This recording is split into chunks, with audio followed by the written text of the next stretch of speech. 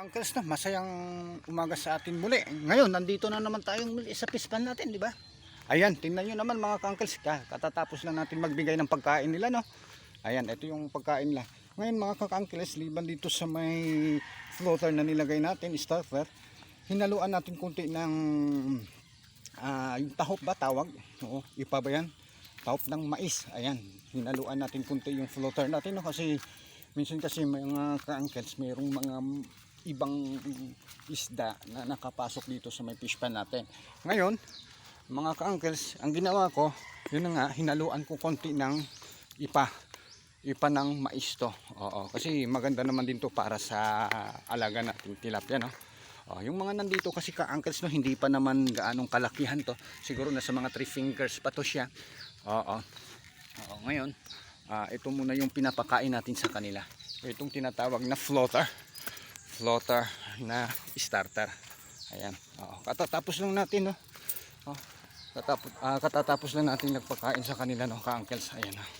Pero bibigyan natin sila konti. Para ayan. Dito mga ka-uncles, marami-rami ho to dito. Kasi nasa malaki-laking block to sila, no. Nasa mga 5,000 kulang-kulang po yung nandito na nilagay natin. Ayan.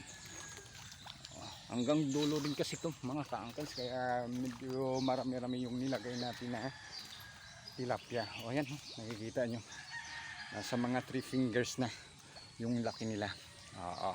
Siguro mga 2 months or 3 months pwede na ma-harvest natin to. Basta wag lang natin silang parang yung imentes na hindi natin sila mapakain. Kailangan talaga mapakain natin sila every day, no? 3 times.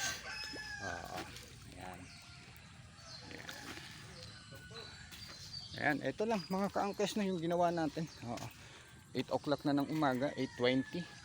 Ayan, ngayon lang tayo nakapagpakain sa kanila.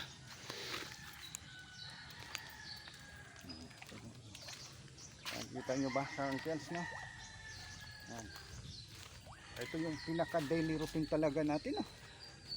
Itong fish pan, papakain tayo, minsan namumulot tayo, nangunguha tayo ng mga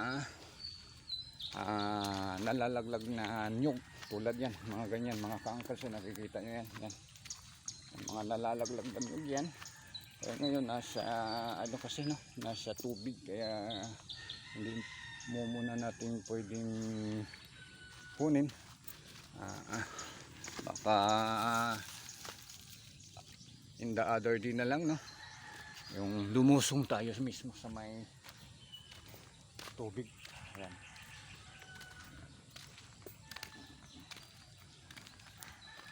Okay, no. Yun lang muna mga ka-uncles, na kahit pa paano ina-update ko kayo regarding dito sa ating fish pan. Ayan, tayo'y nagpakain ngayong umaga na to. Okay, no? Bye bye, maraming salamat sa ating lahat. Good luck ko.